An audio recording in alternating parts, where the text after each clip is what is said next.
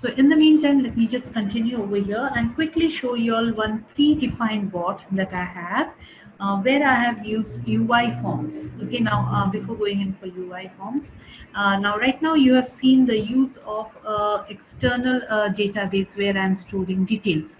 But Core AI's bots platform from 7.3 release onwards also supports data tables. This is similar to SQL tables that you can create to store data which might be used by the bots that you are designing. So you can build a new table over here, click on new table, give a name to your table, description of that table, come and add columns over here, the column type, whether it is required or not, whether the value should be encrypted or not. If there is some referential integrity to be maintained, you can mention that over here, the table name dot the column name, from where this value will be validated. The maximum length allowed for this particular column, okay, if there are some indexes, and which bot is going to use this particular table. That assignment of bot also needs to be done from here. So I have created a table like this. Okay, so you can see employee details table, and I have some columns defined inside it: location, department, employee name, and employee ID. These are the data types supported as of now for our tables. This is at the initial stage. It's in a beta version, so we are not allowing that many number of types.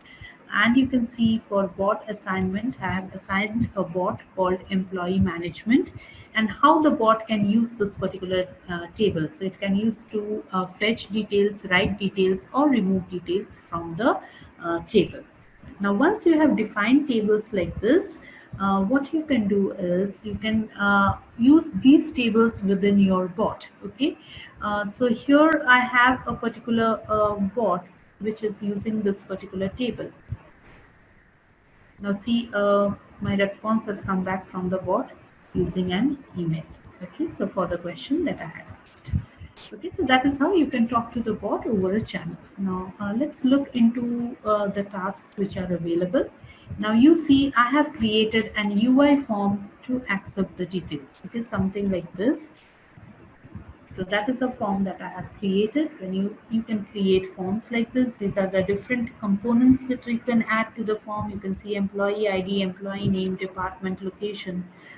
Department is a drop down list, so you can see a drop down can be created over here. Location is a checkbox that I have created over here. So this way you can create your own form. Okay, so and let me show you quickly how you can create a form.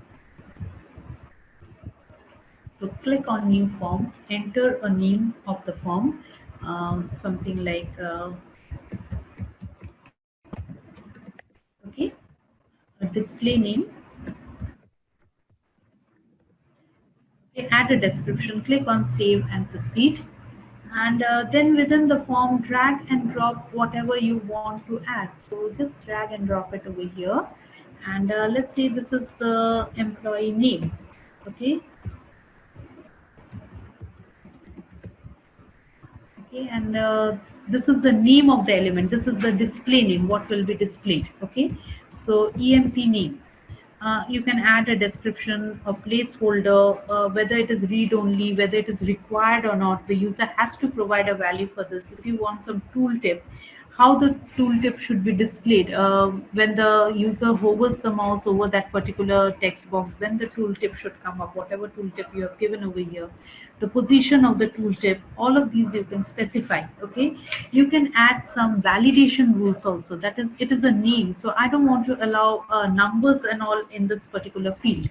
So click on add validation rule, select an option. I say contains the value type. Okay, and if it contains numbers, so what the user has entered, if it is numbers, then this error message will be displayed. Okay, something like only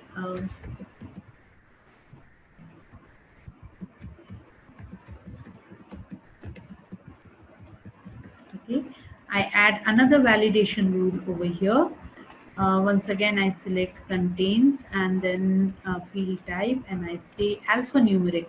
That means if the user types in characters and numbers, then also the same error message will be displayed. Okay, so once you do these kind of configurations and all, you can have visibility rules also added.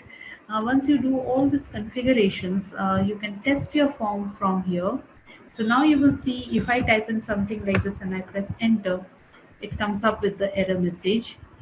Similarly, if I type in something like this, an alphanumeric field, once again an error message. But if I type in my name, that will be allowed. Okay, so this way design your entire form. Okay, and once you have designed the form, I'll just remove this.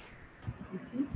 Once you have designed the form, now you can call that form from a dialog task. Okay, so you can see over here I have a task called submit details.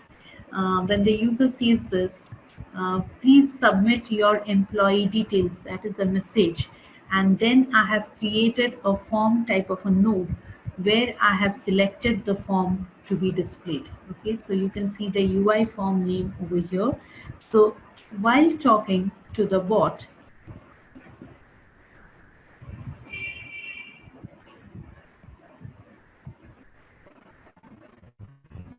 now if I say submit details, instead of going in for a conversational field, it should display the form to the user.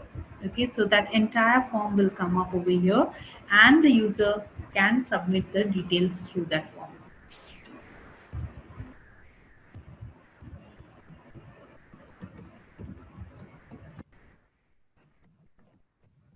Okay, so you get a link like this coming up. Clicking on this link, it will show you the form over here. Now, whatever you type in over here, that will be used to add the details to the data table.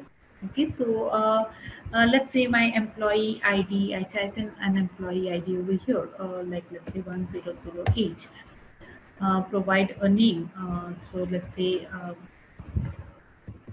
we provide a name, the department that you want to select. Okay, so that is from a drop down list, and the location. Click on submit. Your employee details for ID 1008 has been submitted successfully. Okay, so if you come to add service, since I am using a data table created on our platform, you can see the type over here is not a web service, it is a data service, and the type is a table, and the name of the table is this particular table. If you come to edit request, this is how we have assigned it. So the columns in the table is displayed from the form context dot forms dot the name of the form dot the name of the element from the form which you want to use to populate this particular column. Okay, so this way, instead of using some external this thing data source and all, you can also build tables within our platform, and then use the service node to add details to that particular table. Okay, so all of those things are available. Similarly, what I have done over here is you will see I have something like fetch employee details, where it will ask for the employee number, make a employee ID, make a service call. This is once again a data table service call, and you can see I have filtered on the basis of the employee ID. I have fetched on the basis of the employee ID. So the name of the column, and it has to be equal to the employee ID provided over here. Okay, so that is what I have done, and I have displayed the details back to the user. So these features are available, data tables and this thing are available from 7.3. They are in the beta format, so at times while working you might come across some challenges, but the basic way it will work.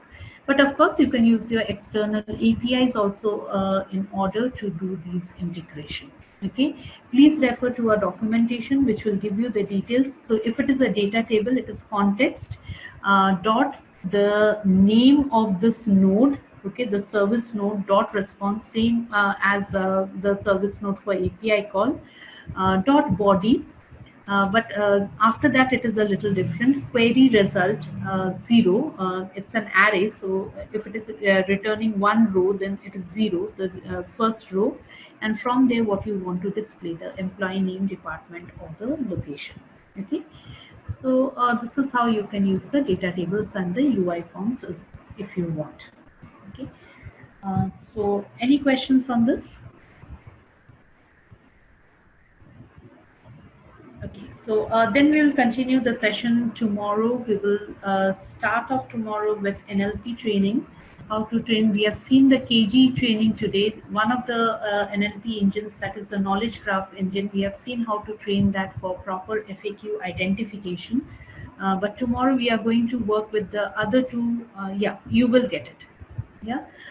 So maybe not tonight itself because Zoom takes a little time, but tomorrow, my timing tomorrow morning, I'll share the recording with you all. Okay. So KG, so we are going to look into the training of the fundamental meaning engine and the machine learning engine, and then see how we can test the performance of the bot, add the web mobile channel, and then publish the bot once again to the user. Okay. Do we have an option? No, you do not have directly an option, but yeah, when you are configuring a channel, you can say you do not want to load the conversation history. That is what you can do. Okay.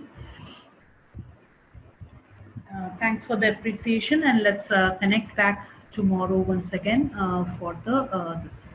Thank you. Yeah, thank you, Jayanti. Srinath here. Like, I think tomorrow, can we have around like last at the end 15 minutes FAQ things or question and answers? See, till 8:30, I don't think I can